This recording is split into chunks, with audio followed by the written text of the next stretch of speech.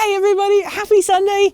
I hope that wherever you are and whatever you are doing, you are having a fantastic long weekend, if in fact where you live is one of the places with a long weekend. We are having a long weekend here at the channel. We are taking Friday off through until Tuesday effectively. So we're Friday, Saturday, Sunday, Monday, and then we're back at work on Tuesday. And frankly, we all need it. We've all been working stupidly long hours. We've been away at so many events and I haven't seen my partner much in the last month. So I'm really looking forward to having 4 days at home where I don't have to work, where I can just do some gardening, play computer games and all of that stuff.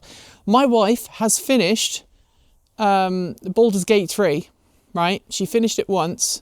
We started playing it at the same time. She finished it once, has got all the way through it and has caught up with where I am in the game and gone past me.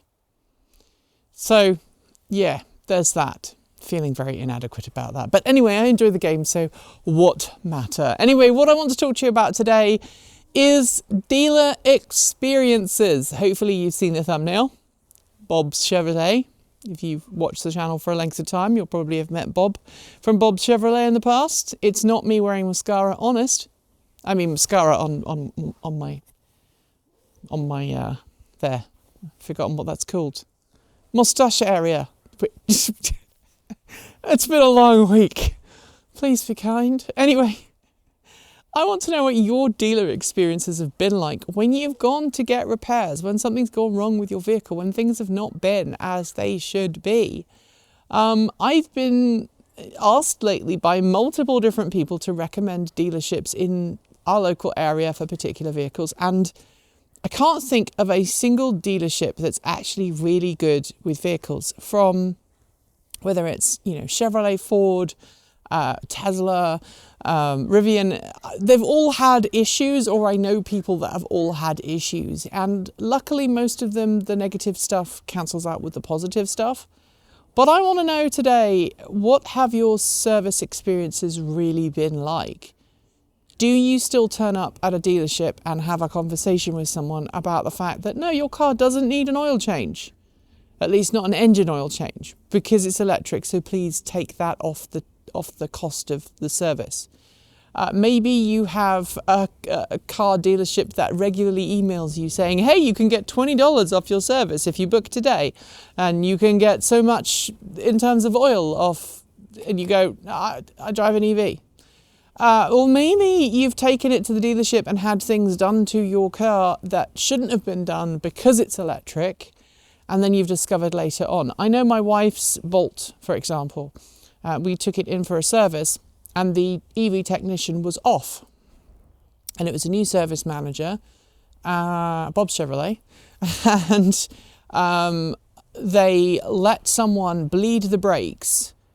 And because it was the braking system, they decided it wasn't required for it to be an EV tech. They were just going to give it to someone else to bleed the brakes, and they used a brake bleeding setup and procedure that would be fine for most Chevy cars. If they're gasoline or diesel, that would be fine, but for an EV that it isn't fine, and it results in air in the system, and then you're left with brakes that suddenly have spongy feeling and don't actually stop. And actually, when we were filming, back when we still used the Bolts as chase cars, I think it was Erin was driving the chase car, and she went through a stop sign because the car just wouldn't stop. So came back and I got a radio message, hey, something's wrong with your wife's car. And we took it to the dealership, and sure enough, it had air in the brakes because they hadn't bled it properly the first time around. I know I'm not alone in these kind of experiences. I know that we like to think our local dealership, hopefully we like to think our local dealership is pretty competent on EVs. But like I say, I've encountered people in all different brands and all different price points who've gone, yeah, something weird happened because this dealership didn't follow procedure properly. So, I want to know today what your EV service experience has truly been like. Are you still going to the place you bought your car for service? Or maybe you bought your car used and you found a really good mechanic locally that you like. There are an increasingly large number of really good independent EV garages popping up. There are a couple in this area, so I've been told. We still go to the official dealerships, partly because both our cars have still got some kind of warranty. We've got the battery warranty on the Bolt. Obviously, the truck is brand new, so it's only got like 2,000 miles on the clock. So it still goes back to the dealership, who, to be honest, are pretty good with my truck, and they're pretty good. And of course, I regularly talk to people at Ford through my job and go, hey, is this supposed to happen? And if there's an issue, they generally get someone out to check up on it, because we had issues with the home charging station. So that's the reason why I have those lines of contact. So I was at an event with Ford last week and had a couple of engineers sidle up and go, is your truck behaving itself now? And yeah, it's great, thanks. Not everybody has that though. So tell me about your service experiences. Tell me what type of vehicle it is. You don't have to name and shame your local garage if you don't want to. That is totally optional. But also praise and celebrate the good ones. I think that's really important. I don't think we talk about that as much as we ought. And it's very easy to complain. It's even harder to sing praises. And, you know, if you're going to complain about something when it's wrong, we also need to be cognizant that it's appropriate to cheer and be joyful when things are done right. And I exist online most of the time through this channel and the things I do. And I think even I forget that sometimes, especially when reading the comment section, you know. It's very difficult for someone to say, well done, you did a good job. And it's very easy to go, I didn't like how you did that. You were a bit naff.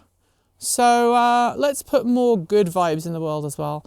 Tell me your honest service experiences, the good, the bad, and the indifferent. I hope you have a good Memorial Day weekend or bank holiday weekend, whatever it is, wherever you are. And I'll be back this time next week. Thanks for joining me today, and if you've got thoughts, make sure you leave them below in our Discord chat room, or you can reach out to us on Mastodon. Thanks to the amazing list of people scrolling by on your screen right now. They are some of more than the 1,500 people who help fund this channel through Patreon and YouTube, covering our bills, paying our team, and making sure that we can remain 100% independent. If you'd like to join them and see your name listed here, just follow the links below.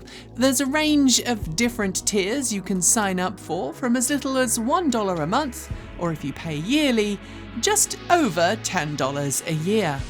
A huge welcome to our newest supporters. Look, it's Moose, Dom, Stefan Venti, Tom G. Richardson, Benjamin Ford, Indigo, and Kem.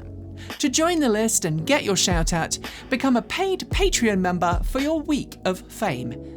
If you'd like to support us with a one-off donation, you'll find links below to make Ko-fi and Bitcoin donations, and we even have an old-fashioned P.O. box you can reach us at, address also below.